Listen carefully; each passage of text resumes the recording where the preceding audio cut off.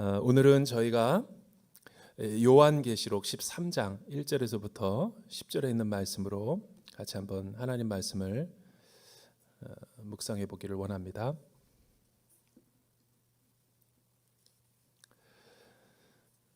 우리가 이제 요한계시록을 계속해서 심층적으로 공부하고 있는데 이 계시라는 것은 이성에서 비롯된 것이 아니죠. 기독교를 이성의 종교라고 생각하는 사람들은 큰 오산입니다. 이성적이고 논리적인 것을 되게 추구하긴 하지만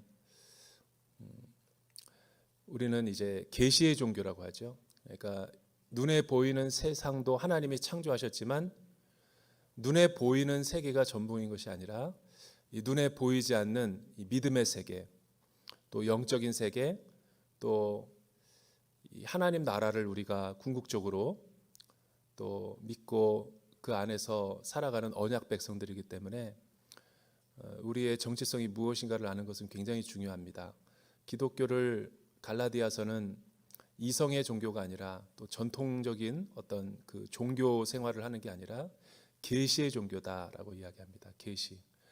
거기서 말하는 계시가 굉장히 중요한 개념인데 그 말은 인간으로부터 그 진리가 나온 것이 아니라 계시자가 우리에게 보여주고 또 깨닫게 해주고 또 나타내는 것만 우리가 이해할 수 있다는 것이죠. 구원은 우리에게서가 아니라 믿음은 인간으로부터 나오는 것이 아니라 하나님으로부터 말미암는 은혜의 선물이라는 것을 그렇게 바울이 표현하는 거죠.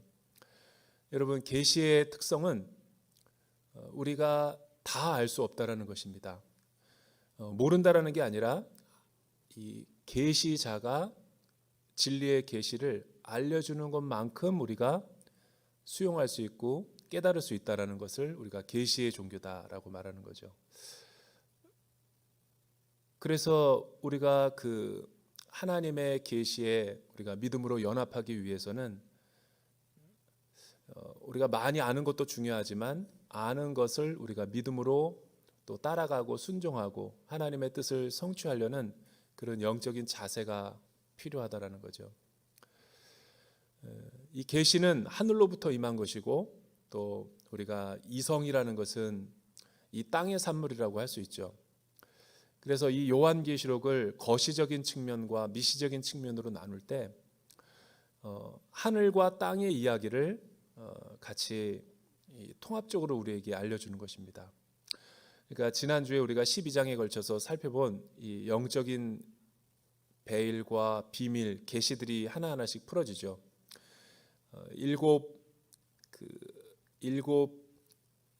나팔과 함께 이제 일곱 대접이 시작되려고 하는 그 삽입구에 하나님은 이 요한계시록 성도들이 살아가고 있는 세계가 어떤 세계인지를 구체적으로 계시해 줍니다. 그것은 하늘에서 일어나는 어떤 이 영적인 싸움에 이 땅의 일들은 현상이고 투사라는 것을 보여주는 거죠. 예를 들어서 이 미가엘과 이 용의 세력인 사탄의 세력과 하늘에서 어떤 큰 전쟁이 바다와 땅으로 내려왔다라는 것이 지난주의 마지막 말씀이었죠.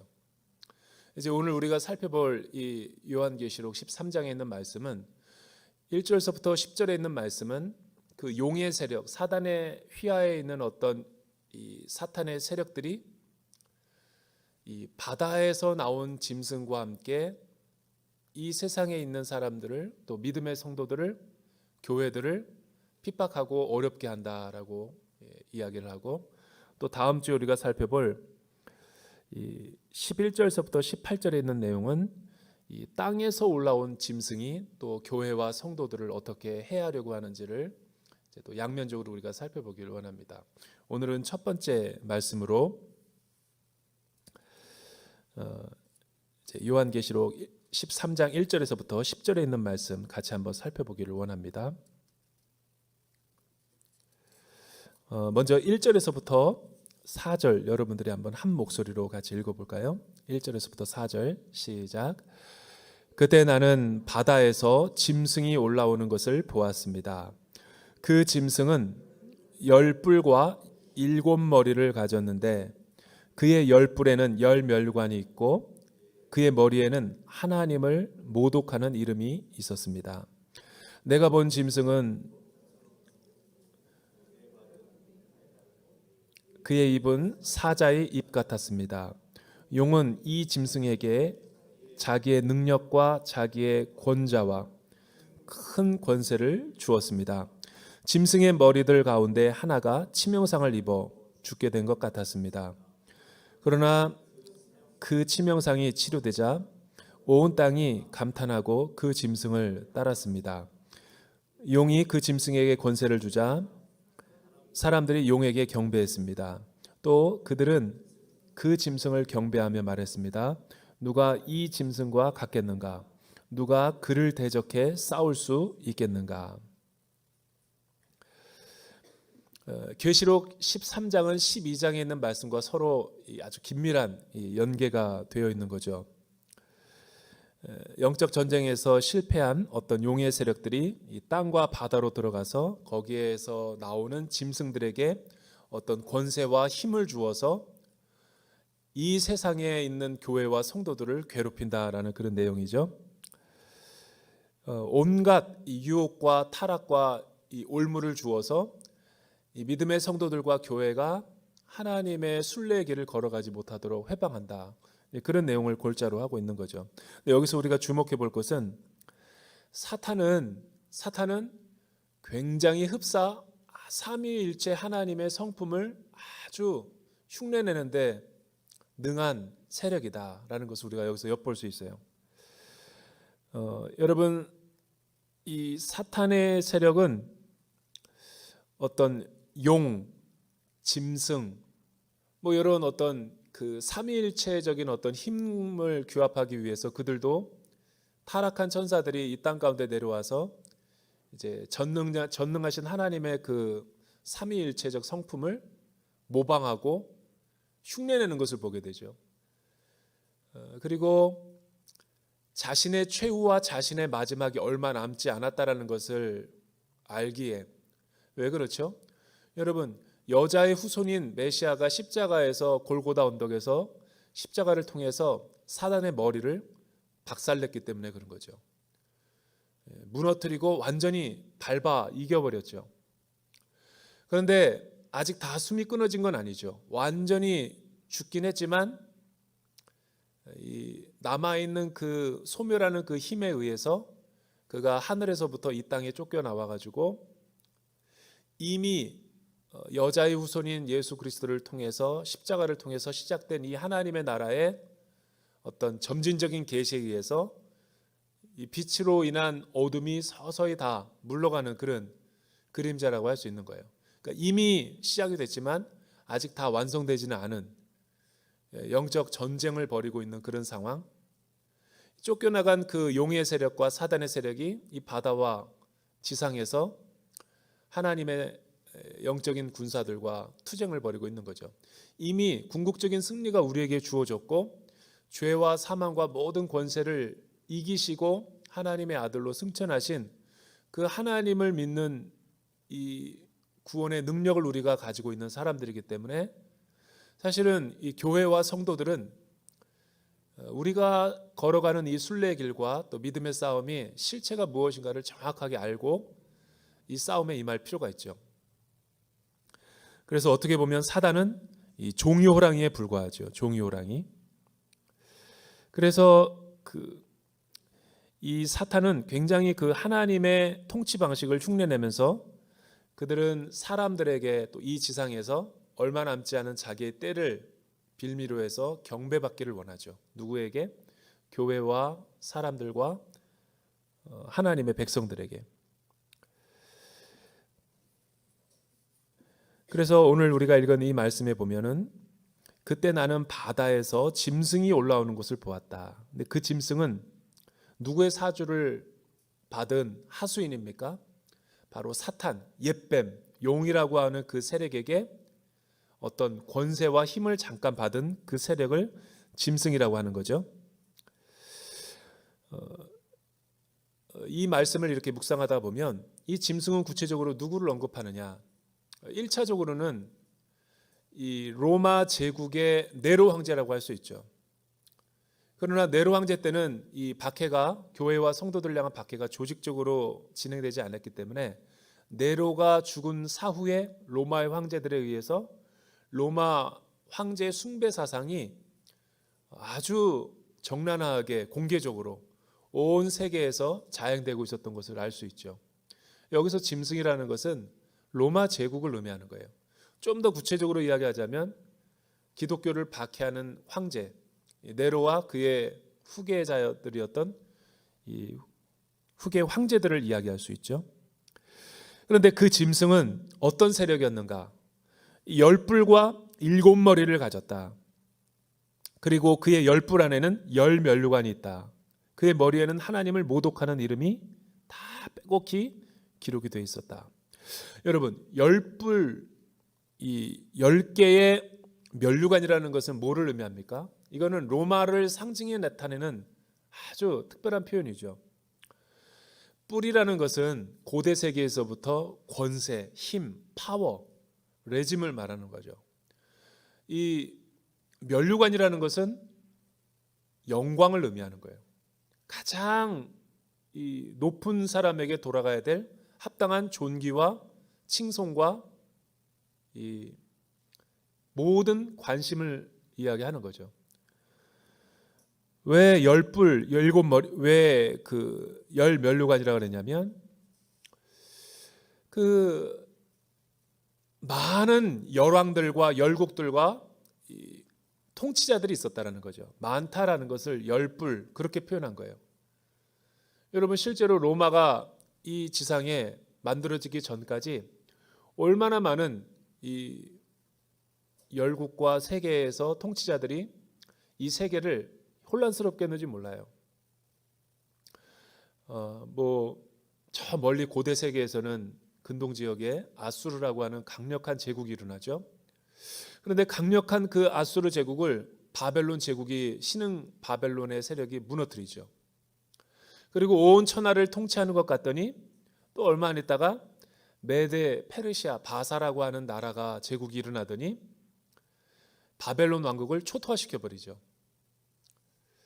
메데 바사 왕국이 천하를 호령하면서 주권을 가지고 온 세계를 다스리고 있을 때 알렉산더 대왕이 일어나서 헬라 제국을 만들어 버리죠. 여러분, 알렉산더 대제 이후에 4개의 영토로 분할이 돼서 헬라는 제국이 쪼개지고 말아요. 그 제국이 혼란한 틈을 타서 이 로마가 형성되는데 이 로마의 강력한 군주가 나타나서 그동안 있었던 역사상에 있는 모든 제국들보다 아주 볼 수 없었던 강력한 파워와 리더십을 갖게 되죠. 여러분, 이 지구상에 존재했던 제국 가운데 이 로마만큼 강력한 힘을 가졌던 통치 시기가 있었는가? 역사상 없어요. 많은 영토와 많은 어떤 식민지를 개척했을지는 모르지만 이 한 나라 제국의 영향력이 이렇게 광범위하고 오랫동안 지속된 적은 역사상 없었어요. 예수님이 이 땅 가운데 오시기 전에 바로 그런 로마 제국이 만들어져서 모든 권세들을 다 빨아들이고 흡수해 버렸다는 거죠. 그걸 10뿔이라고 얘기하는 거예요. 강력한 파워를 가진 나라가 세워졌다는 거예요. 그리고 7머리를 가졌는데 그 10뿔에는 10개의 면류관이 있었고 로마를 제외한 다른 나라에게는 이런 면류관이 주어질 수가 없죠. 왜냐하면 모든 나라들을 엄청난 이 군사력으로 짓밟아 버렸기 때문에. 그리고 7개의 머리가 있었는데 이 강력한 통치 방식을 말하는 거죠. 그 안에는 자세히 보니까 머리 안에 하나님을 모독하는 이름들이 너무나 많았다라는 거예요. 여러분, 이 내용을 얼마나 그 장차 올 하나님의 나라의 이전에 나타날 이 역사의 계시들을 하나님은 다니엘에게 바벨론 포로로 돌아오기 전에 이미 그 800년 전에 그 땅 가운데서 환상과 계시로 다니엘에게 주어졌죠. 여러분, 다니엘서 7장에 보면 지금 우리가 읽은 이 말이 나오는 거예요. 2절과 3절. 내가 본 짐승은 표범처럼 아주 날쌔고 재빠르고 표범처럼 생겼다. 이 로마 제국의 모습을 묘사하는 거죠. 그리고 그의 발은 곰의 발 같고, 여러분 곰의 발은 엄청난 힘이 있어요. 그 안에. 여러분 사자나 맹수들도 이 곰의 발에 맞으면 거의 기절할 정도로 강력한 힘이 그 발에서 나오죠. 그러니까 로마 제국의 이 영역과 또 로마 제국이 얼마나 강력한 힘을 가졌는가를 그렇게 표현하는 거죠. 또 다니엘은 사자의 입 같은 것을 보았다. 사자의 입은 무엇을 나타내고 있습니까? 사자의 입이라는 것은 여러분 사자의 이빨에서 한번 물리면 거의 초토화되죠. 잔혹하고 포악스럽고 아주 끔찍한 이 잔인함을 드러내는 것이 로마 제국의 모습이었죠. 어쨌든 이른 로마에게 바다에서 올라온 이 짐승인 로마 제국에서 지중해에서 올라온 세력에게 영적인 전쟁에서 미가엘에 의해서 패배한 이 사단과 옅뱀, 이 용의 세력이 마귀에게 그 짐승에게 성도들과 교회를 해야 할 권세를 일시적으로 줬다는 거죠. 그런데 3절을 보니까 짐승의 머리들 가운데 하나가 치명상을 입어 죽게 된 것 같았다라는 거예요. 로마 제국이 형성되기까지 얼마나 치열한 여러분 헤게모니 싸움이 일어났습니까? 근데 거의 로마 제국이 또 헬라 제국에 의해서 엎치락 뒤치락 하다가 거의 죽을 뻔했던 그 세력이 치명상을 입었음에도 불구하고 다시 살아나 가지고 완전한 제국을 이뤘다는 거예요. 완전한 통일과 제국을 이뤘을 때 이 세상의 온 땅들이 감탄하고 그 짐승을 따랐다는 거예요.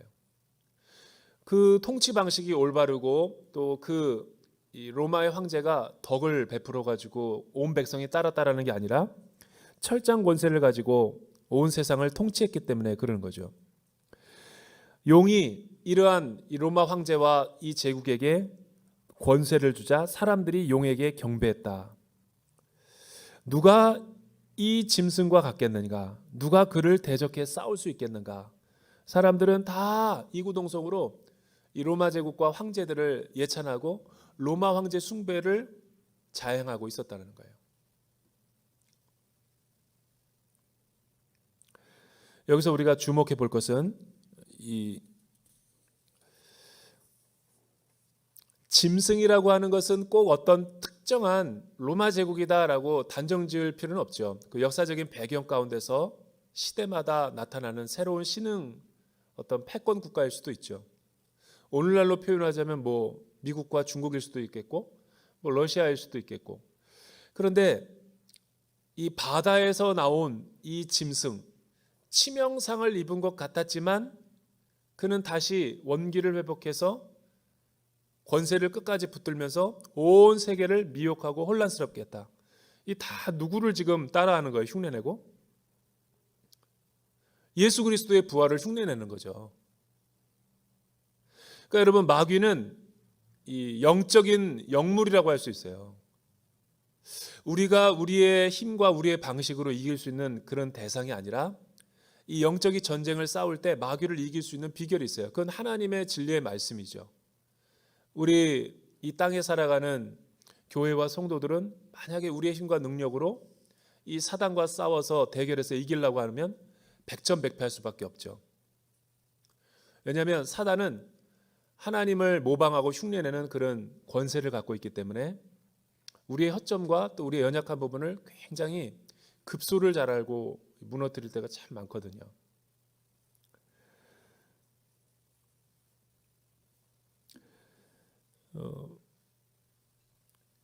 여기서 이 로마 제국이라고 굳이 우리는 단정할 필요는 없죠. 그러나 역사적으로 분명했던 그 제국과 이 짐승은 네로와 로마 황제였다, 로마 제국이었다라는 것은 분명하죠.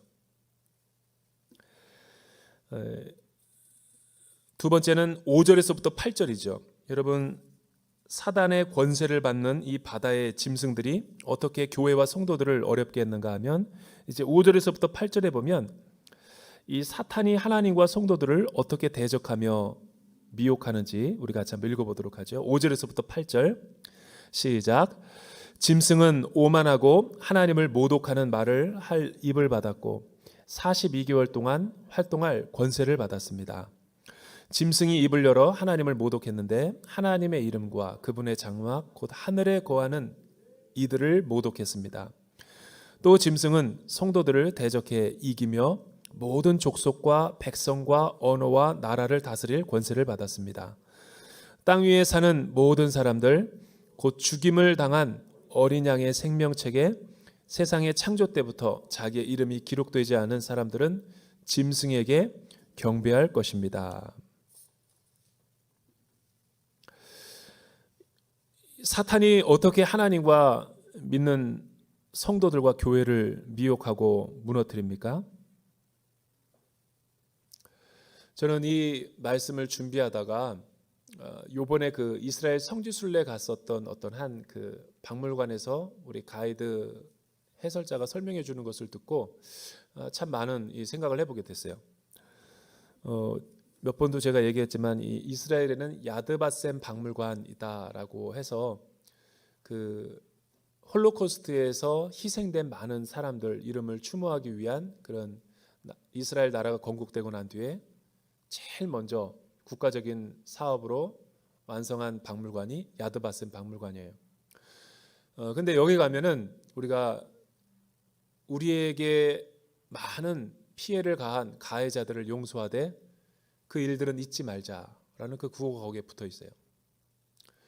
근데 그 너무나 잔혹하고 너무나 끔찍하고 인간의 도덕과 윤리를 다 포기한 그 나치와 히틀러의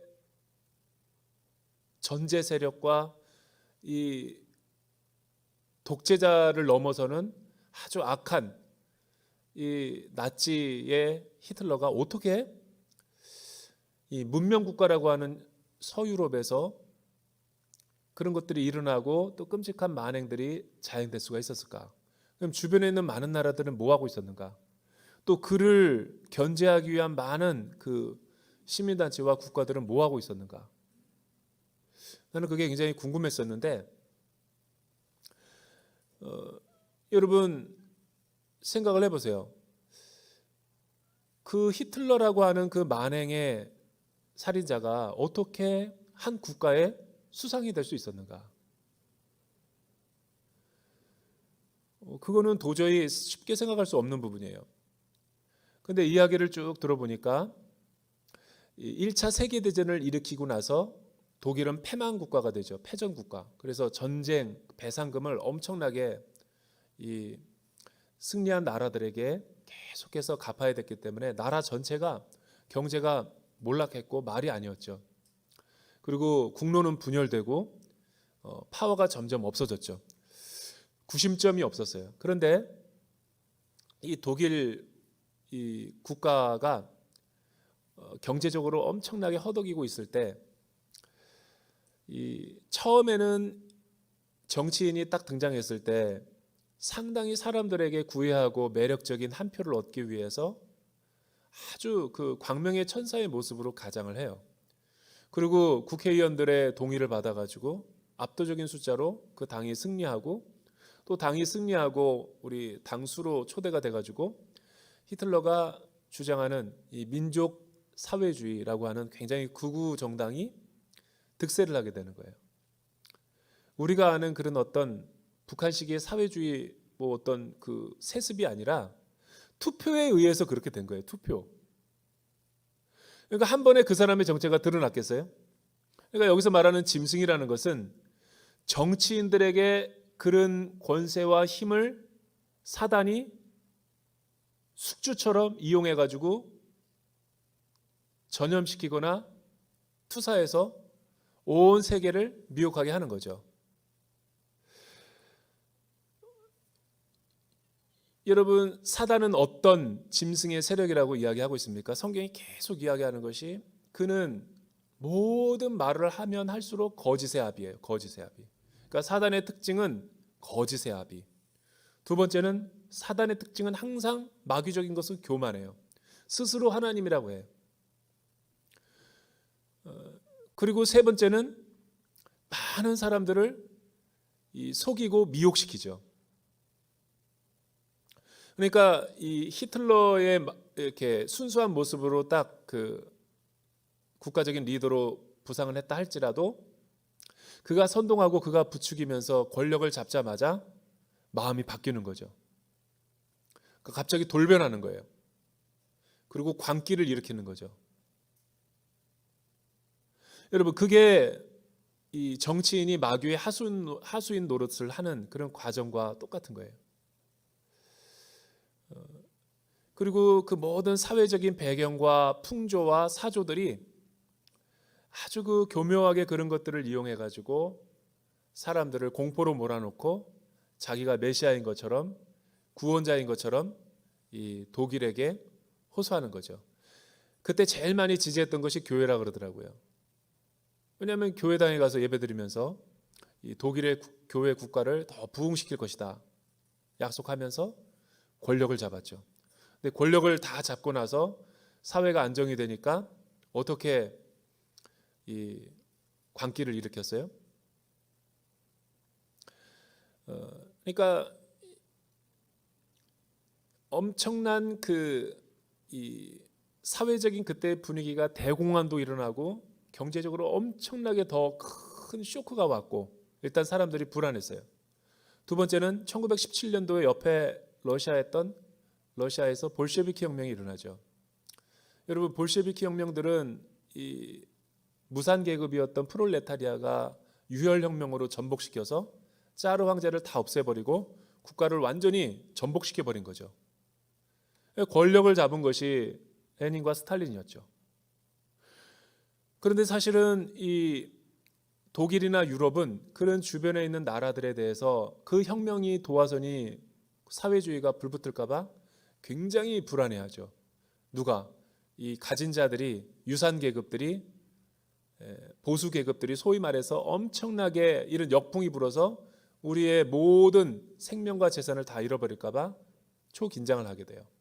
바로 그런 포인트를 히틀러가 이용한 거죠. 자기가 수상이 되면 이 러시아의 공산주의 세력도 막고 우리 독일을 굉장히 부강하게 만들고 그리고 우리 독일을 어렵게 만드는 사회의 근본 악을 다 척결할 것이다. 그리고 척결 대상으로 누구를 잡았냐면 유대인을 잡은 거예요. 그래서 유대인들을 제거하기 위해서는 그들의 재산이 엄청난 재산을 다 몰수하기 위해서는 게르만 민족의 부흥운동을 일으킬 수밖에 없는 거죠. 우리 민족이 원래 이런 민족은 아니다. 교만하게 가장 세계에서 우등한 민족이다. 그리고 그 당시에 진화론이 발달되어 있었기 때문에 여러 서구 유럽 사회가 인종적으로 사람을 계급별로 나눴기 때문에 백인 우월주의에 빠진 백인 가운데서도 가장 게르만 민족이 훌륭한데 우리가 리더를 잘못 뽑아서 이렇게 된 것이다. 이런 사상을 주입시키면서 극우 세력이 갑자기 이 모든 메시아가 된 것처럼 이 독일을 가장 뜨거운 나라로 만들어버리죠. 그리고 제일 1차적으로 한 게 유대인들의 모든 재산을 뺏어서 독일에게 나눠준 거예요. 여러분, 유럽이 얼마나 부유 계층이 많았는데 그 재산들을 다 뺏은 거죠. 몰수한 거죠. 게다가 이 진화론에 의해서 우생학이라는 학문을 만들어 가지고 모든 이 세상에 하나님이 창조한 속과 종의 개념에서는 식물이 우열이 있고 짐승이 우열이 있는 것처럼 사람도 사실은 우열이 있다. 백인, 흑인, 황인, 뭐 이렇게 북미의 인디언들, 홍인, 가장 이 열등한 민족이 있을 수밖에 없는데 게르만은 가장 우수한 종족이고 우리가 이 게르만을 잘 다스려야지 전 세계가 화평할 수 있다. 그래서 실제로 이 유대인들은 돼지, 개, 쥐다라는 그런 포스터를 만들어 가지고 어린 학교에서부터 유치원에서부터 다 그렇게 교육을 시킨 거예요. 사상적으로. 얼마 동안 20년이 넘도록. 그런데 여러분 유대인들은 나라를 잃어버렸기 때문에 땅이 없어요. 그러니까 돈에 의지해서 살 수밖에 없었는데 보석, 어떤 부동산, 그리고 엄청난 유럽의 부를 다 소수의 유대인들이 모아서 살고 있었는데 유대인들에게 많은 자유가 주어졌기 때문에 그 어떤 한 개토화된 지역, 유대인들의 지역에서 마음껏 자유롭게 살 수 있도록 허용해 줬어요. 근데 어디 가나 유대인들은 다 티가 나죠. 여러분 모자를 쓰고 있고 다윗의 별이라는 모양을 쓰고 있고 코는 매부리코에다가 복장도 머리를 기니까 유대인들은 항상 티가 나는 거예요. 표적이 되는 거예요. 그리고 유대인들은 몰살시키기가 좋았던 게 개토화돼 있어요. 자기네들끼리 소통하고 독일 사회와 전혀 소통하지 않아요. 오늘날 교회처럼. 그걸 개토화됐다 그러는 거예요. 그리고 자기네들만 잘 살고. 이러니까 모든 타겟과 시기의 대상이 국가적인 모든 불만들을 외부로 돌릴 대상이 필요했는데 그 혐오 대상이 바로 유대인이 됐던 거예요. 엄청난 증오심을 발휘했고 엄청난 인구를 죽게 만들었죠. 근데 문제는 뭐냐면 사람을 그렇게 죽이면서도 사람이 죄의식을 못 느꼈다는 거예요. 45년 패망할 때까지 여러분 홀로코스트 아우슈비츠로는 계속 사람들을 패망할 때 더 많이 죽었어요. 그럼 뭐를 의미하는 거냐? 사단, 옓뱀, 용의 세력, 마귀라고 하는 사람이 그 짐승에게 들어가서 권세와 권위를 준 거예요. 어떤 권세? 자기가 권자에 오르고 어떤 권력을 가졌을 때 스스로 하나님이 되려고 했던 거죠. 하나님처럼 경배받기 원했고 자기가 하는 모든 일에 사람들이 순응하기 원했던 거죠. 그래서 여러분 이 정치인이라든가 이 독재자들이 굉장히 마귀와 하는 일이 굉장히 비슷하다.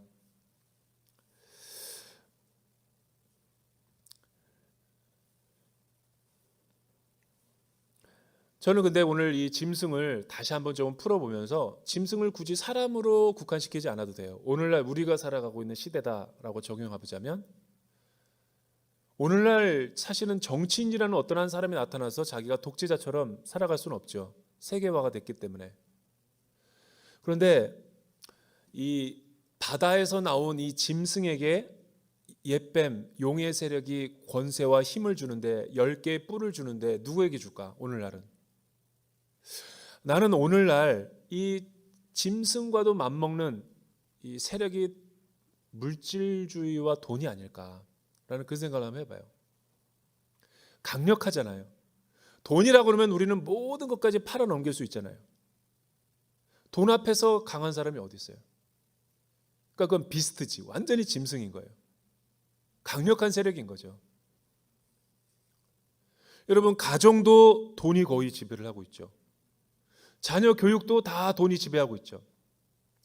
정치와 사회도 다 돈이 세상을 움직이고 있어요. 여러분 세계의 정치라는 것도 결국은 금융 흐름이죠. 그러니까 돈이 온 세상을 천하를 지금 어지럽게 하고 교회와 성도들을 미혹하는 짐승이다. 사단이 오늘날은 이 돈을 통해 가지고 짐승의 역할들을 많이 하게 하는 거예요. 돈 때문에 울고 돈 때문에 모든 명예와 모든 양심들을 다 팔아넘기는. 사실은 왜 그 사람이 그 일을 하는가 보면 그 이면에는 이권 개입이 있어요. 왜 이렇게 가족들이 싸우나? 왜 이렇게 가정들이 분란이 일어나나? 그 이면에 가보면 요즘 성도들의 가정은 다 돈이 개입돼 있어요.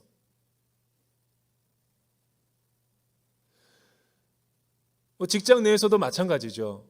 다 그 이권이 개입됐고 돈이 보이지 않는 세상을 움직이고 있다는 것을 우리는 눈으로 확인할 수 있어요. 미디어의 세력도 짐승이 될 수 있죠. 강력한 거예요. 뿐만 아니라 이 짐승은 뭐라고 하나 딱 단정하기는 어렵지만 스스로 자기가 하나님 대신에 그 위치에 올라가려고 하는 어떤 영적인 실체와 세력, 그거를 우리가 짐승이라고 보면 돼요. 뭐 AI가 나중에 이제 뭐 그렇게 될 수 있다. 뭐 GPT라고 하는 챗 AI 로봇, 뭐 그런 것도 예외가 아니겠죠.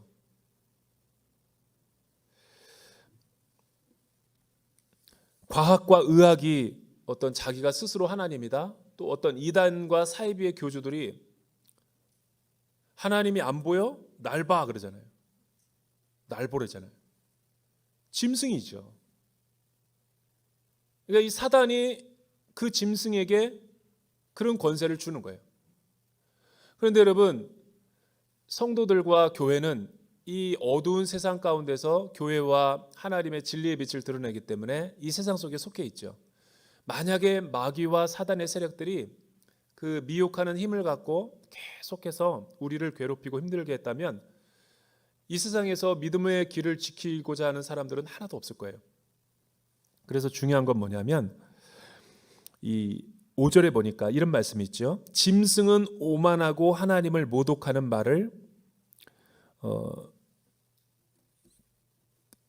말을 할 입을 받았고 42개월 동안 활동할 권세를 받았다라는 거예요. 여러분 42개월이라는 것은 이 다니엘서 7장에 보면 한 때와 두 때와 반 때라는 거예요. 한 때는 1년, 두 때는 2년, 반 때는 6개월. 그러니까 3년 6개월. 이 3년 6개월을 갖다가 개월수로 풀이하면 42개월. 이 42개월이 의미하는 바가 뭘까요? 그러니까 사단은 반드시 하나님의 성품을 모방하고 하나님의 통치 방식을 그대로 흉내낸다니까요. 능력이 없으니까. 그런데 42개월 동안만 그 권세를 받고 활용할 수 있다는 거예요. 왜? 이미 영적으로 패배했기 때문에. 미갈에 의해서 그 여자의 후손에 의해서 머리가 박살이 났기 때문에 사단은 그렇게 힘이 없어요. 꼬리에만 살짝 힘이 있는데 그것이 뭐냐면 42개월이라는 거예요. 42개월이라는 것은 유한하다라는 거죠. 한시적이라는 거죠. 잠시 동안에 이 세상에서 하나님을 믿는 백성들이, 성도들이, 교회들이 환난을 경험할 수 있어요. 그 로마 제국의 철권 통치 앞에 두렵고 로마 황제 숭배 사상 앞에 우리가 늘 핍박을 당하고 박해를 당할 수 있죠. 초대교회 많은 성도들이 예수 믿는 것 때문에 괴롭힘을 당하고 핍박을 당했잖아요. 그러나 그 박해와 환난은 영원하지 않다.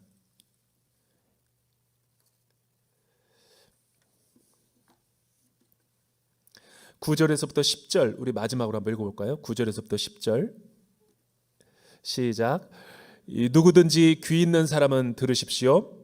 누구든지 사로잡힌 사람은 사로잡힐 것이고 누구든지 칼로 죽임을 당한 사람은 칼로 죽임을 당할 것입니다. 여기에 성도들의 인내와 믿음이 있습니다. 여러분 그 8절에 보면 누가 그 짐승에게 경배하고 절을 할 거라고 이야기했어요? 교회 다니는 사람들과 성도들이 아니에요. 생명책에 기록된 저와 여러분들이 그 우상과 짐승의 세력에게 절하고 그를 추종할 것이 아니라는 거죠. 8절의 말씀 보면은 땅 위에 사는 모든 사람들 곧 죽임을 당한 어린 양의 생명책에 세상 창조 때부터 자기의 이름이 기록되지 않은 사람들, 즉 그 마음 안에 예수의 보혈이 없고 십자가의 능력이 없고 예수의 이름을 믿지 않는 오고 가는 모든 세대 가운데 하나님을 사랑하지 않는 모든 사람들이 그 짐승의 세력에 미혹을 당하고 꿇어 엎드려 경배하고 하나님 앞에서 멸망당할 거라는 거죠. 여기서 중요한 것은 성도와 교회의 믿음은 없어지거나 사라지지 않는다라는 거죠. 잘 버티기만 하고 예수의 이름을 의지해서 이겨내기만 하면 이게 하나님이 우리에게 주시는 십자가의 구원과 믿음의 약속인 거죠. 그러니까 성도들의 인내와 믿음이 여기 있다라는 거예요. 예수 믿지 않는 사람들은 다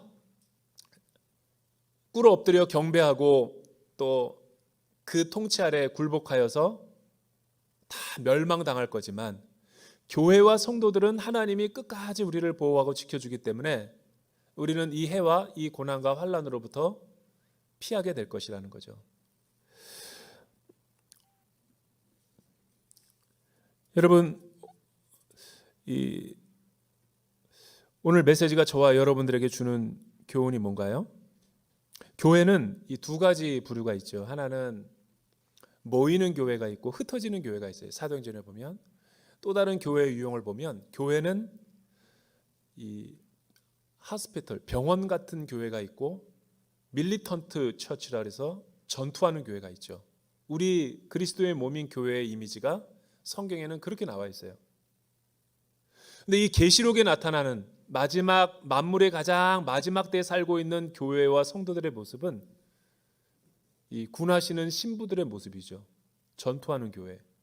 이때는 병원에서 이렇게 케어링하는 그런 교회가 아니에요. 악한 세력, 진리를 대적하는 모든 세력, 하나님의 이름을 대적하는 모든 원수의 세력과 함께 투쟁하는 그런 전사적인 모습의 교회죠. 이 마지막 시대 때의 교회의 모습이 그런 거예요. 얼마나 세상은 이제 대놓고 이 예수를 믿고 교회를 다닌다는 것 때문에 환난과 박해를 가할 수도 있죠. 왜냐하면 이 짐승이라고 하는 것이 사단과 옛뱀, 용의 세력에게 권세를 42개월 동안에 위임받아 일시적으로 그 잠깐 동안에 그 자기 마지막 때가 얼마 남은 줄 이 권세를 가지고 공공연하게 많은 사람들에게 로마 황제를 숭배했듯이 여기에 기독교의 진리를 거부하게 만들고 또 조롱하게 만들고 굴복하게 만드는 거죠. 모든 이 사조들이 세상에 흘러가고 있는 모든 사상과 풍조들의 흐름이 거의 대동소이해요. 처음에는 다 합리적이고 거의 세상과 좋은 게 좋다고 거의 다 이렇게 설득하고 이 국회의 법을 통과시켜 가지고 하나하나 민주주의의 원칙에 따라서 다수결의 원칙에 따라서 다 이렇게 하나하나 다 이렇게 야금야금 그 침투에 들어가는 거죠. 그런데 여러분, 나중에 정신 차리고 보면은 그들이 법안으로 만든 그 모든 그 정책과 법이 하나님의 진리의 말씀과 유일무이한 하나님의 진리의 말씀과 거의 배반하고 대립하고 모순이 되는 거예요. 뭐 일례로 그 사회적 성을 선택하는 기준이 성경이 아니라 천부가 아니라 자기에 의해서 결정한다 나면서 인권을 강조하면서, 그리고 이 양성의 그런 어떤 평등을 주장하면서 인권을이라는 미명하에 사실은 낙태도 여성의 인권을 더 주장하자, 똑같은 생명인데 여성의 인권을 더 주장하자라는 쪽으로 이데올로기화 시켜버리는 거죠. 그리고 어떤 이 동성애조차도 사실은 죄를 죄라고 말할 수 없게 만들어버리는 사회적인 그 풍조, 이런 모든 것들이 다 교묘하다는 거예요. 그러니까 그 짐승이 거기에 그런 힘을 주었을 때, 일시적으로 힘을 주었을 때 우리 교회와 성도들은 하나님의 창조 질서와 또 통치를 받는 언약 백성들이기 때문에 그 진리와 타협할 수 없죠. 그러니까 나중에는 이제 공공연하게 그런 것들을 합법화시켜가지고 공론화시킬 수 있어요. 근데 성도들의 믿음과 인내가 어디 있어요? 거기에 타협하면 안 되는 거죠. 거기서 배교하면 안 되는 거예요. 끝까지 우리는 이 진리를 따르는 교회와 진리를 따르는 성도의 입장에서 진리를 지키고 따르는 데는 반드시 거기에 대가가 있죠. 그냥 진리를 내가 알고 배우고 믿는다고 하면서도 진리 안에서 살아가지 않으려고 하고 대가를 지불하지 않는 것은 그건 진리를 믿는 게 아니죠. 그래서 여러분, 그 마가복음 8장 38절과 또 누가복음 12장 4절과 5절을 한번 자막을 통해서 한번 읽어보죠. 같이 읽어볼까요? 시작. 누구든지 이 음란하고 죄 많은 세대에서 나와 내 말을 부끄러워하면 인자도 아버지의 영광으로 거룩한 천사들과 함께 올 때 그 사람을 부끄러워하리라. 그러니까 거기 마가복음 말씀 잠깐만 한번 띄워주시죠. 일시적으로 내 말을 부끄러워하면 인자도 그렇게 아버지의 영광으로 천사들과 함께 올 때 그 사람을 부끄러워하게 될지도 모르는 거죠. 그러니까 진리의 편에 서지 않고 비진리의 편에 섰을 때 거기에도 대가가 지불되는 거죠. 여러분 누가복음 12장 4절에서 5절 같이 한번 읽어볼까요? 시작. 내가 내 친구 너희에게 말하노니 몸을 죽이고 그 후에는 능히 더 못하는 자들을 두려워하지 말라. 마땅히 두려워해야 할 자를 내가 너희에게 보이리니 곧 죽인 후에 또한 지옥에 던져 넣는 권세 있는 그를 두려워하라. 내가 참으로 너희에게 이르노니 그를 두려워하라. 그러니까 오늘 말씀이 우리에게 주는 메시지가 뭐예요? 여러분 우리는 하나님의 언약 백성으로서 그 진리, 하나님 나라의 제자로서 부름을 받고 살아가는 믿음의 순례자들이죠. 이 세상의 악한 세상 가운데서 순례 여정을 살아갈 때 우리가 예수님을 믿는 것으로 인한 불가피한 대가와 희생과 헌신이 뒤따르죠. 그러나 그거를 우리 예수님의 말씀에 의하면 일시적이고 잠시라는 거예요. 반대로 거꾸로 이 세상에서 42개월 동안에 한 때와 두 때와 반 때를 갖다가 일시적으로 패퇴한 그 사탄의 권세와 힘을 위임받아 가지고 잠깐 우리를 두렵게 하고 무섭게 하는 그 세력을 두려워하지 말고, 우리 몸은 죽어도 능히 우리의 영혼을 지옥불에 던지지 못하는 그 세력을 두려워하지 말고 영원한 하나님의 나라의 아바 아버지 창조주 진리의 하나님 앞에 서게 되면 주님만 바라보면 사실 그런 것들은 문제가 아니죠. 어떻게 보면 이런 모든 그 딜레마, 선택적 상황이 우리를 힘들게 할 때도 있어요. 그런데 여러분 똑같은 고난인 것 같지만 사실은 그렇지 않아요. 이 세상을 그렇게 목적 없이 향방 없이 비진리의 편에 서서 그냥 한평생 살다가 살아가는 사람도 대가가 따르고, 그러나 이 세상에서 쉽게 빨리 덧없이 지나가는 이 세상, 잠시 잠깐뿐인 이 세상에서 영원한 진리를 위해서 영원하지 않은 것을 하나님 앞에 헌신하는 것은 아까운 게 아니죠. 오히려 그 진리에 대한 대가를 지불하면서 살 때 우리가 분명한 정체성을 가지고 더 하나님의 이 생명싸개와 은혜와 보호 가운데 살아갈 수 있는 거예요. 사실은 오늘날 교회와 우리 성도들의 위기가 어디 있습니까? 이 성도들의 믿음의 인내가 없기 때문에 그런 거예요. 다 믿는다고 하지만 하나님이 지축을 흔들어 버리면 알아요.